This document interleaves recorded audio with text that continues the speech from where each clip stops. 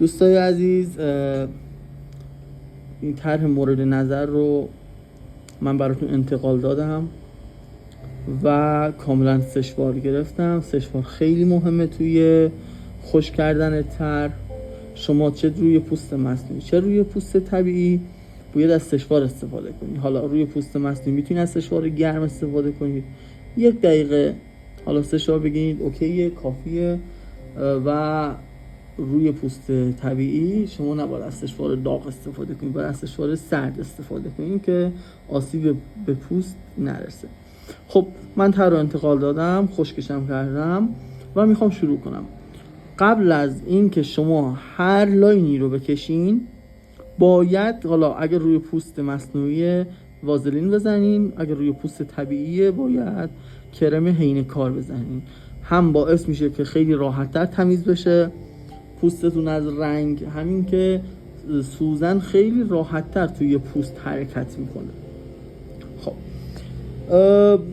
باز همونطوری که توی کلیپ‌های قبلی گفتم، حالا انشالله که گفته باشم، باید از پایین شروع کنیم، چون که اگه من از بالا شروع کنم، چون دستم روی طرح مالیده میشه، باعث میشه که طرح هم پاک بشه، استنسیلش.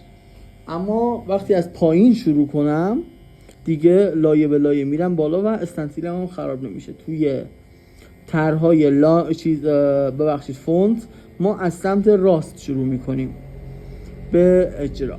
خب زاویه دستگاه باید 90 باشه، حالا یکم کمتر هم باشه اشکالی نداره، چون ما باید نوک سوزن رو ببینیم.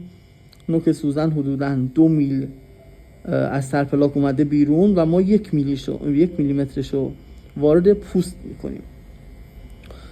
خب شما واسه این که دستتون اوکی بشه باید لاین رو از تمام جهت ها تمرین کنید.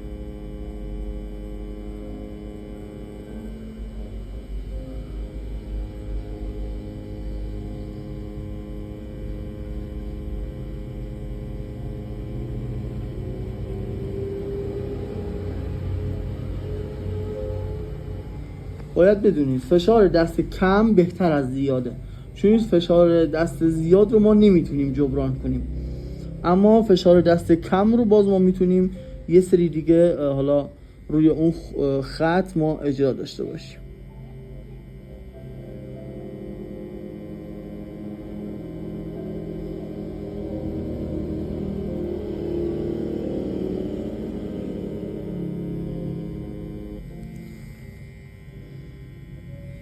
همیشه باید دست چپتون، حالا من چون ممکنه جلوی طرح رو بگیره، دست چپ رو هم برای کشش پوست، همین که شما وزن بدنتون رو باید روی دست چپتون بندازید که دست راستتون خیلی راحت تر روی پوست حرکت کنه.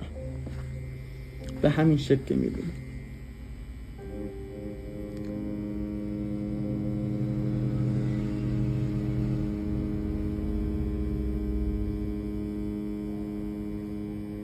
شما هر چقدر بیشتر تمرین کنید فشار دستتون تعادلش بیشتر میشه و لرزش دستتون هم کمتر میشه.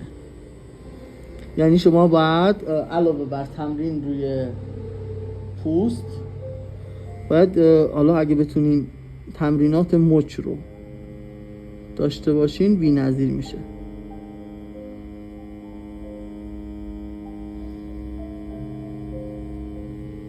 سعی کنید تمرینات اولیتون روی طرح‌هایی باشه که اصول خاصی نداره، که اگه احیانا خطوطتون یکم از خط اصلی خودش خارج شد مشکلی نداشته باشه. مثل همین طرح ما هیچ اصولی توی این طرح نداریم، میتونیم یه گلبرگ رو بزرگتر، کوچیکتر و حالا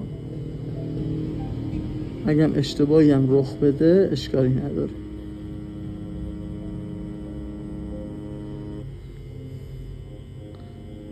سرعت دستگاه روی 8 هستش.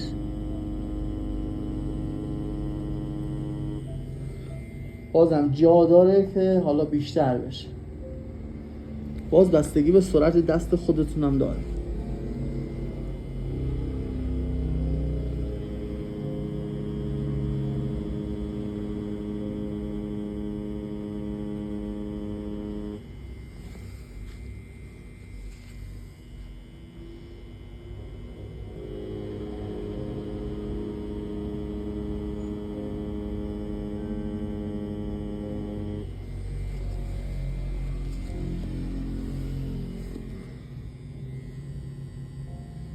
حالا من چون نمیخوام طرحم پاک بشه، استنسیلم پاک بشه، دستمال رو ضربه‌ای میزنم اما توی پوست. حالا سعی کنید شما دستمال رو بکشین که کاملا متوجه بشین دقیقاً چه قسمتایی رو اجرا کردین و چه قسمتایی مونده.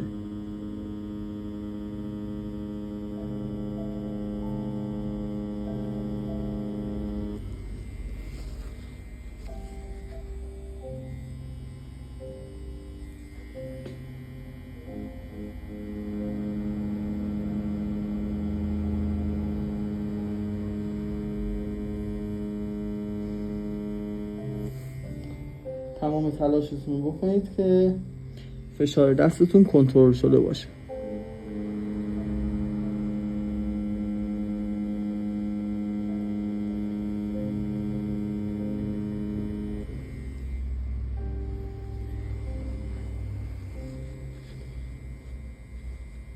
اگه سختتونه که از تمام زاویه ها شما خطوط بکشین، میتونید پوستتون رو بچرخونید.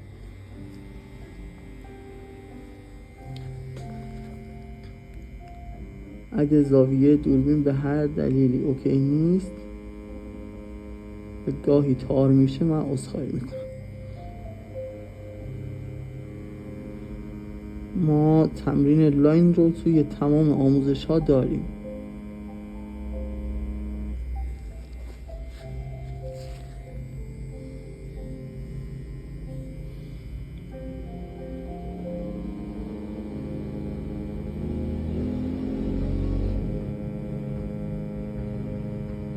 شما هر چقدر یک خط رو یک پارچه و یک دست بکشید خیلی خوب میشه. مثلا به جای اینکه این کار رو بکنید، حالا دستتون رو بردارید، حالا دوباره همین رو تکرار کنید، درصد خطاتون میره بالاتر.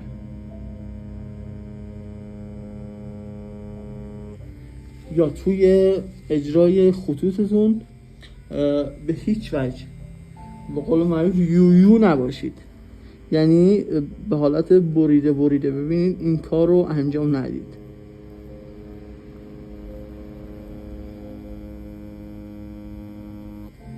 یعنی شما به حالت رفت و برگشت نباید برین به سمت جلو.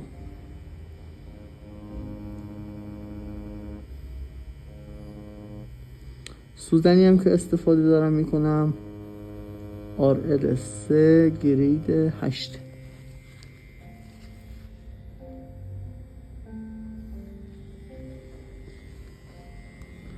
خب باز وازلین میزنیم، چربش میکنیم.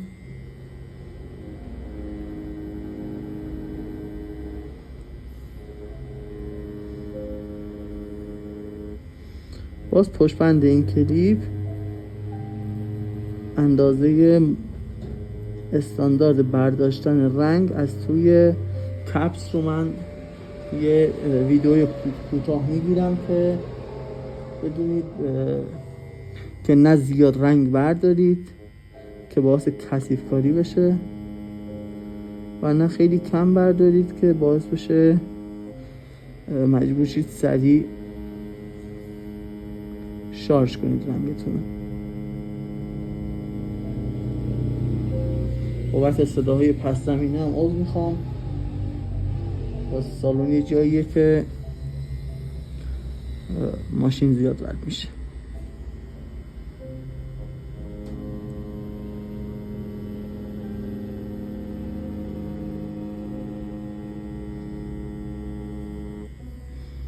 شما به حالات دست من کاملا توجه کنید.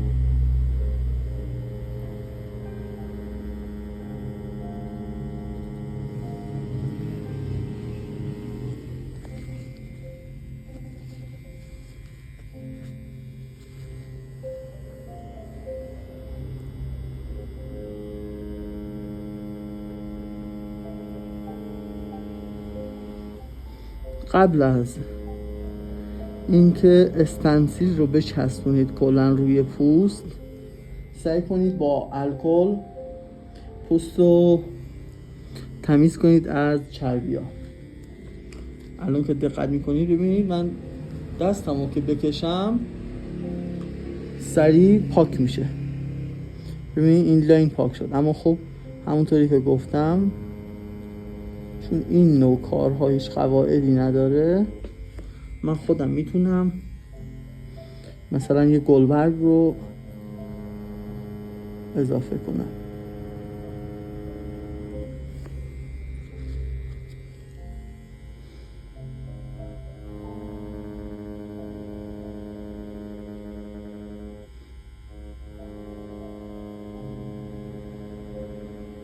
از حالا عادت کنید که دستتون کنار رنگ باشه. یعنی اصولش اینه که ما موافق خطوط، یعنی نباید اینجوری کشیده بشه، به این حالت نباید کشیده بشه، باید به این حالت ما پوست رو بکشیم توی پوست طبیعی که کاملا خطوط به بهترین نحو اجرا بشه.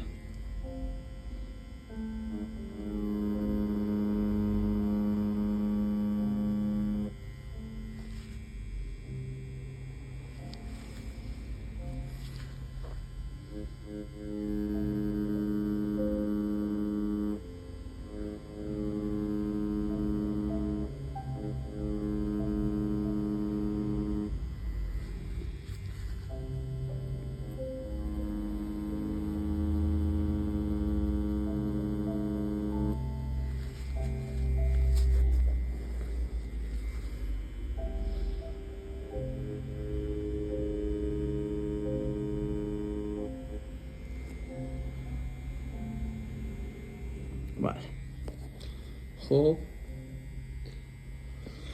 دستگاه خاموش میکنیم، یکم وازلین میزنیم روی تر و پاکش میکنیم. توی تمام سبک‌ها آخر کار شما سعی کنید یه چک نهایی بکنید که عیب و ایرادای کار که مونده تمیز کنید، اوکی کنید، لکه گیری کنید،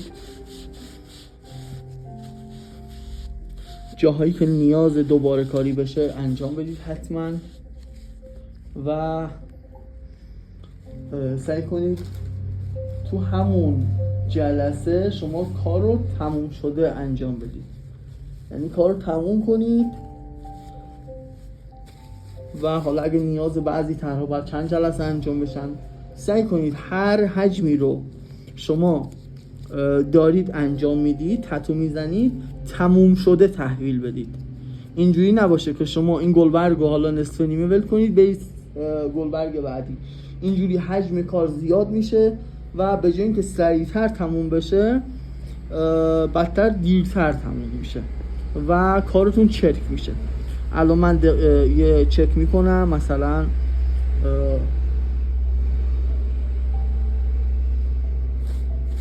حالا مثلا این گلبرگ ما نیاز یکم روی این خطوطش کار بشه.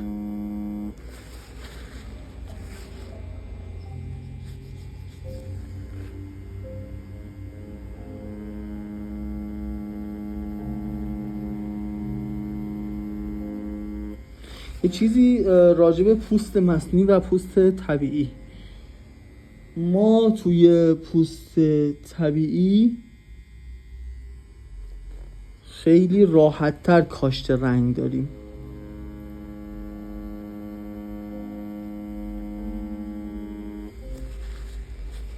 خب من کلیپ رو حالا قطع میکنم که بریم سراغ سایه زدن هاش.